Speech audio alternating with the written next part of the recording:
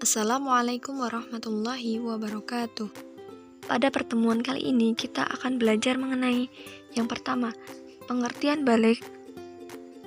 Yang kedua, tanda-tanda balik.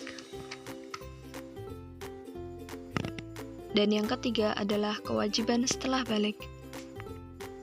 Anak-anak, apakah yang kalian ketahui tentang pengertian balik? Ya, secara bahasa balik berarti sampai dan mengenal atau memahami. Sedangkan secara istilah, balik berarti habisnya masa kecil dan telah sampainya usia seseorang pada batas di mana ia dikenai taklif. Taklif sendiri artinya terkena beban untuk menjalankan perintah dan menjauhi larangan Allah. Perubahan-perubahan apa saja yang terjadi ketika anak yang sudah memasuki usia balik? Coba diperhatikan.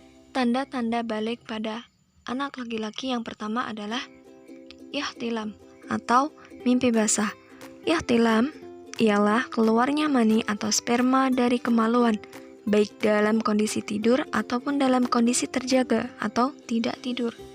Dan yang kedua adalah terjadinya perubahan secara fisik. Nah, biasanya dapat dilihat yang pertama yaitu tumbuh rambut di beberapa bagian tubuh, seperti pada sekitar kemaluan ataupun ketiak. Yang selanjutnya yaitu suara semakin membesar, berat badan bertambah secara signifikan, dan tumbuhnya jakun.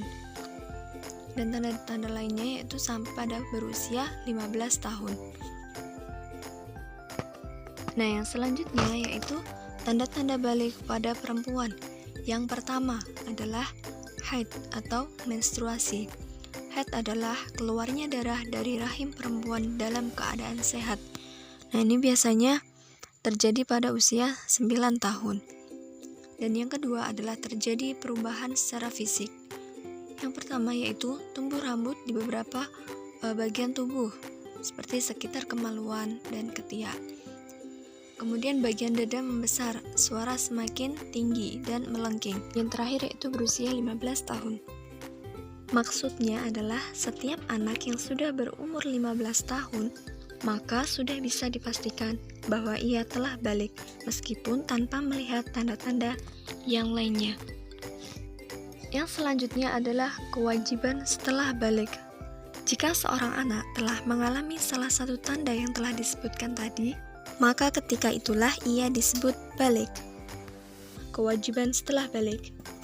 Seorang anak yang sudah balik sudah dikenai hukum taklif, yaitu terkena kewajiban menjalankan aturan syariat, mulai dari ibadah, contohnya sholat, zakat, puasa, ataupun yang lainnya. Selanjutnya, semua amal perbuatan yang dilakukan, baik atau buruk, akan dipertanggungjawabkan. Misalkan kalian melakukan suatu amal perbuatan baik, misalnya membantu orang tua dengan mengharap ridha Allah, kalian akan mendapatkan pahala.